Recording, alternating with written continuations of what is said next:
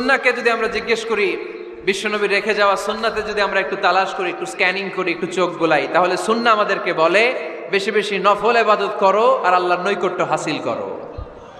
সুবহানাল্লাহ পড়বেন না? কোরআন বলেছে সেজদায় লুটিয়ে পড়ো। যা যা বললাম আমি ওঠার আগে জিজ্ঞেস করে আবার শুনে যাব, কারণ আমি মনে করি এটা ক্লাস। এটা কি ক্লাসে পড়া দেওয়া নেওয়া আছে না নাই? এতক্ষণ পড়ানোর পরে জিজ্ঞেস করার দরকার আছে না নাই? কোরআন বলছে কি আর সুন্নাহ কি বলে? নফল ইবাদত। আওয়াজ করে বলতে হবে সুন্নাহ কি বলে?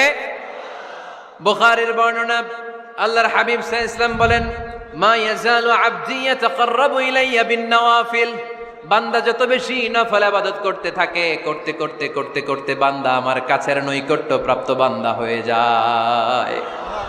হাত্তা উহিব্বাহু, এরপর আমি আমার বান্দারে এত ভালোবাসি, কুনতু সামআহুল্লাযী ইয়াসমাউ বিহি, বান্দা যখন শুনে সে তার নিজের কান দিয়ে শুনে না, আমি আল্লাহর কানে শুনে।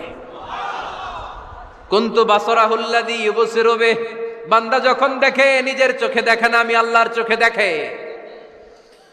ওয়ায়াদাহুল্লাতী ইয়াবতিশু বিহা, বান্দা যখন কিছু ধরে বান্দার হাতে ধরে না, আমি আল্লাহর হাতে ধরে। ওয়ারিজলাহুল্লাতী ইয়ামশি বিহা, বান্দা যখন হেঁটে যায় ওর নিজের পায়ে হাঁটে না, কেমন যেন আমি আল্লাহর পায়ে হাঁটে। আওয়াজ করে বলতে হবে আল্লাহু আকবার। মানে আল্লাহ বুঝাতে চাইলেন আমি তখন তার কান হয়ে যাই, আমি তখন তার চোখ হয়ে যাই, আমি তখন তার হাত হয়ে যাই, আমি তখন তার পা হয়ে যাই। আমার আর তার মাঝে আর কোনো ফারাক থাকে না, সে আমার একেবারে নিকটে চলে আসে। আওয়াজ করে পড়েন সুবহানাল্লাহ। তাহলে বান্দা যখন নফল ইবাদত করে তখন বান্দার হাত আর বান্দার হাত থাকে না, ওইখানে আল্লাহর হাত যুক্ত হয়ে যায়। বান্দার পা থাকে না, সেখানে আল্লাহর পা যুক্ত হয়ে যায়। বান্দা যখন দেখে নিজ চোখে দেখে না, আল্লাহর দৃষ্টিশক্তি সেখানে যুক্ত হয়ে যায়। চিল্লায় বলেন ঠিক কি না? এজন্য নফল ইবাদত করতে রাজি আছেন তো? সুনানে তিরমিজির বর্ণনায় আল্লাহর হাবিব সাল্লাল্লাহু আলাইহি ওয়াসাল্লাম বললেন, হাদিসে কুদসি, কিয়ামতের দিন বান্দার যখন ফরজে ঘাটতি হবে, কিসে ঘাটতি হবে? ফরজে। আল্লাহ পাক বলবেন, উনজুরু হাল্লি আবদি মিন তাতাওয়ু, ও ফেরেশতারা দেখো তো আমার বান্দা নফল করছে কিনা। ফরজে যেহেতু তার ঘাটতি, দেখো তো আমার বান্দার কোনো নফল ইবাদত আছে কিনা। ফেরেশতারা বলবে আছে। আল্লাহ বলবেন তাহলে ফরজগুলার যেহেতু ঘাটতি, নফল থেকে কিছু এনে ফরজে বসাই দিয়ে এগুলোর ফরজ বানায় দাও। এজন্য নফল ইবাদতের দরকার আছে না নাই? ফরজ তো করাই লাগবে, এটা কম্পালসারি, এটার মাফ নাই, এটা অব্লিগেটরি। নফল করে আল্লাহর কাছে যাওয়া যায়। নফল হচ্ছে ওভারটাইম। নফল ইবাদত কেমন? আওয়াজ করে বলেন। তাহলে কোরআনের আলোকে আমরা জানলাম যে আল্লাহর কাছে যেতে হলে কি করতে হয়? সেজদা দিতে হয়। আর সুন্নাহর আলোকে আমরা জানলাম আল্লাহর কাছে যেতে হলে কি করার মাধ্যমে কাছে যেতে হয়? আওয়াজ করে বলেন। নফল ইবাদত করতে রাজি আছেন সবাই? সবচাইতে শ্রেষ্ঠ নফল ইবাদত হচ্ছে কোরআনের তেলাওয়াত, ঠিক কি না? আল্লাহর হাবিব সাল্লাল্লাহু আলাইহি ওয়াসাল্লাম বললেন, নফল ইবাদতের মাধ্যমে আল্লাহর কাছে যেতে চাও, নৈকট্যপ্রাপ্ত বান্দা হতে চাও, আফদলুল ইবাদাতি তিলাওয়াতুল কোরআন। সবচাইতে যত নফল ইবাদতের লিস্ট হতে পারে, এই লিস্টে র্যাঙ্কিং এ 1 নাম্বার থাকবে কোরআনের তেলাওয়াত। এই কোরআন তেলাওয়াত করতে রাজি আছেন তো? তাহলে কোরআন তেলাওয়াত করব। 2 নাম্বার তাহাজ্জুদের সালাত পড়ব। কিসের নামাজ? হুজুর ফজরই পড়তে পারি না।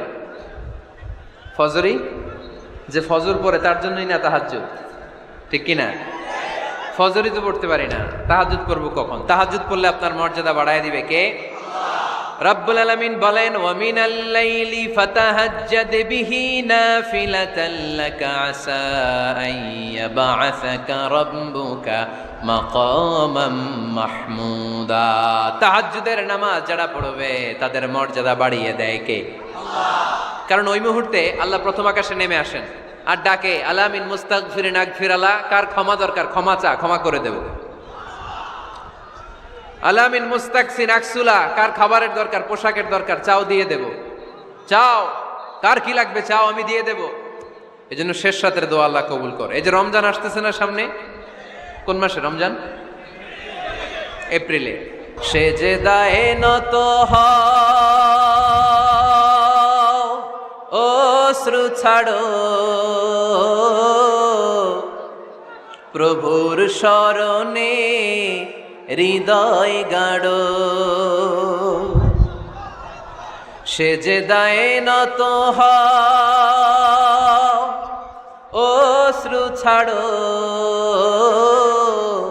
প্রভুর শরণে হৃদয় গাড়ো, প্রাণ খুলে সব ব্যথা বলো প্রভুকে, বলো প্রভুকে। রাত কি কেটে যাবে ঘুমে অলসে, রাত কি কেটে যাবে ঘুমে অলসে। তুমি কি জানবে না তোমার নিজেকে প্রভুকে, রাত কি কেটে যাবে ঘুমে অলসে। ঠিক কিনা? ঘুমে অলসে আমাদের রাত কেটে যায়, সেজদা দেওয়ার সময় নাই। কখন প্রভুর দরবারে হাজিরা দেব, কখন সেজদা দেব? আল্লাহর হাবিব সাল্লাল্লাহু আলাইহি ওয়াসাল্লাম বললেন, আকরাবু মা ইয়াকুনুল আবদু মির রাব্বিহি ওয়া হুয়া সাজিদ ফাকসিরু ফীহি দুআ। তোমরা যখন সেজদায় লুটিয়ে পড়ো তখন তোমরা আল্লাহর সবচাইতে কাছে চলে যাও। এজন্য ওই সময় বেশি বেশি আল্লাহর কাছে চেয়ে নাও। সুবহানাল্লাহ পড়েন।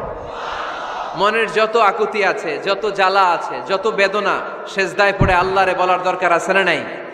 কারণ কেউ যেটা শোনে না, শোনে কে? পরীক্ষায় ভালো করতে চান, সেজদায় লুটিয়ে পড়ে আল্লাহরে বলেন। নেককার স্ত্রী চান, সেজদায় পড়ে আল্লাহরে বলেন। নেককার সন্তান চান, সেজদায় লুটিয়ে পড়ে আল্লাহরে বলেন। বিসিএস পরীক্ষায় টিকতে চান, সেজদায় লুটিয়ে পড়ে আল্লাহকে বলেন। পাসপোর্ট দিয়ে রেখেছেন, ভিসা হয় না, সেজদায় লুটিয়ে পড়ে আল্লাহরে বলেন। মনের যত জ্বালা, যত যন্ত্রণা, যত আকুতি, যত হাহাকার, সেজদায় লুটিয়ে পড়ে আল্লাহরে বলেন। কারণ আল্লাহর দরবার এমন দরবার, এই দরবার থেকে কেউ কোনোদিন খালি হাতে ফিরে না। চিল্লায় বলেন ঠিক কিনা? কেউ ফিরে না খালি হাতে আল্লাহরে তোর দরবারেতে, তাই না? পড়েন সবাই, কেউ ফিরে না। আকরাবু মা ইয়াকুনুল আবদু মির রাব্বিহি ওয়া হুয়া সাজিদ।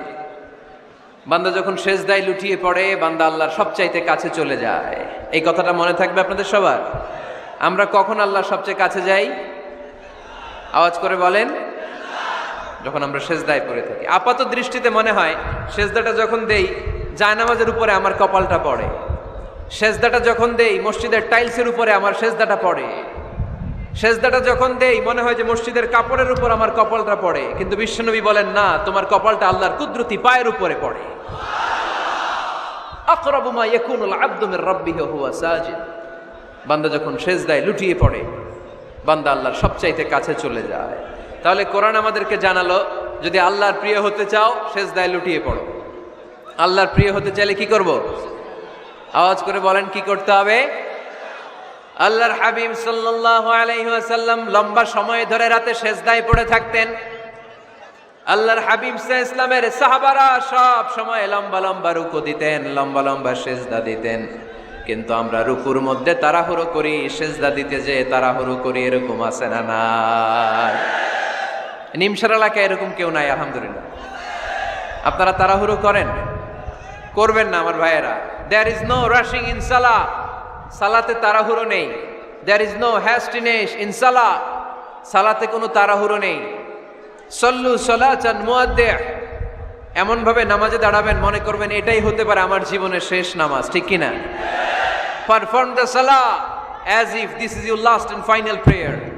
এমন ভাবে মুসল্লায় দাঁড়ান মনে করেন এটাই হতে পারে জীবনের শেষ নামাজ। This is my last chance. এখন বাজে 3:30। কেউ যদি বলে আসরের যে নামাজটা পড়বেন এটাই আপনার জীবনের শেষ নামাজ, ওই নামাজ আপনি তাড়াহুড়া করবেন? কথা বলেন। আরে কাঁদতে কাঁদতে আপনি শেষ। এত সুন্দর ওযু বানাবেন, এত সুন্দর আতর মেখে জায়নামাজ বিছিয়ে পাঞ্জাবিটা পরে আপনি নামাজে দাঁড়াবেন। রুকুতে কি সুন্দর রুকু করবেন, লম্বা সময় সেজদা করে চোখের পানি দিয়ে তো সেদিন আপনার জায়নামাজ আপনি ভিজিয়ে দিবেন, ঠিক কিনা? কেন এমনটা করবেন? কারণ আপনি জেনে গিয়েছেন এটাই আমার শেষ নামাজ, তাই না? তো প্রতিটা নামাজের সময় এই জিনিসটা ভাবলে সমস্যা কোথায়? আমরা যে আরো আধা ঘন্টা এখানকার সবাই বেঁচে থাকবো কোনো গ্যারান্টি আছে? আরো 10 মিনিট হায়াত পাবো, গ্যারান্টি? 5 মিনিট, 2 মিনিট, শ্বাস যেটা নিলাম, ব্রেথ ইন করলাম, এটার ব্রেথ আউট করতে পারবো, কোনো গ্যারান্টি আছে? তো প্রতিটা সালাতের মুসল্লায় যখন দাঁড়াই এই চিন্তাটা আমাদের মাথায় আসে না কেন যে এটাই আমার শেষ নামাজ? সল্লু সালাতান মুআদ্দিয়া। আমার প্রিয় কুমিল্লাবাসী ভাইয়েরা, যখনই নামাজে আমরা দাঁড়াবো আমরা ভাববো হতে পারে এটাই আমার জীবনের শেষ নামাজ, এটাই জীবনের, ভাবা যাবে?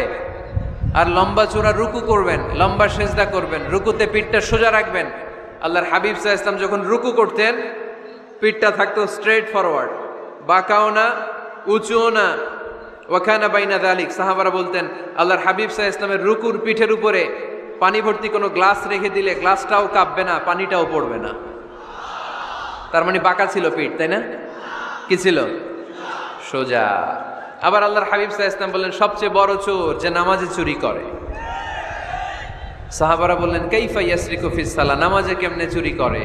আল্লাহর হাবিব সাল্লাল্লাহু আলাইহি ওয়াসাল্লাম বললেন ইয়াসরিকু ফি রুকুইহি ওয়া সুজুদিহি, রুকু সেজদায় চুরি করে। এরকম নামাজ চোর আছে না নাই?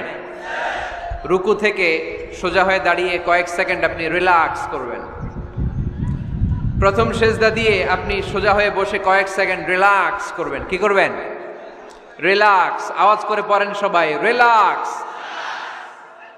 নামাজে তাড়াহুড়ো নাই, সালাত হচ্ছে মেডিটেশন, রিল্যাক্স। এক সেজদা দিয়ে বসে আপনি রিল্যাক্স করবেন ধীরস্থির ভাবে, এরপরে দ্বিতীয় সেজদায় যাবেন। অনেকে সেজদা প্রথমটা দিয়ে কোন রকম মাথাটা তুইলেই আবার সেজদায় দৌড় মারে, আছে না নাই? রুকু থেকে স্ট্রেট ফরওয়ার্ড দাঁড়ানোর কথা, দাঁড়িয়ে 1-2 সেকেন্ড রিল্যাক্স করার কথা, ওইটা না করে রুকু থেকে কোন রকম মাথা তুলেই আবার সেজদায় দৌড় মারে, এরকম ডাকাত আছে না নাই? এরাই সালাত চোর। আমরা যেন নামাজ চোরের খাতায় নিজেদের নাম না চুলি, আমরা যেন বেশি বেশি আল্লাহর সেজদা দেই। তাহলে কোরআন আমাদেরকে জানালো আমরা যদি আল্লাহর কাছে যেতে চাই কি করতে হবে? বইলা গেছি, খাইয়া ফেলাইছি? আওয়াজ করে বলেন কি করবেন? আল্লাহর হাবিব সাল্লাল্লাহু আলাইহি ওয়াসাল্লাম সব সময় লম্বা লম্বা সেজদায় পড়ে থাকতেন। আল্লাহর নবীর সাহাবারা সব সময় লম্বা লম্বা সেজদায় পড়ে থাকতেন। আল্লাহ বলেন তারাহুম রুকআন সুজদা। আপনি দেখবেন আল্লাহর নবীর সাহাবারা আবু বকর, ওমর, উসমান, আলী রাদিয়াল্লাহু তাআলা আনহুম আজমাইন, তাদের স্বভাব ছিল বিপদে পড়লেই লম্বা লম্বা সেজদায় পড়ে যেতেন।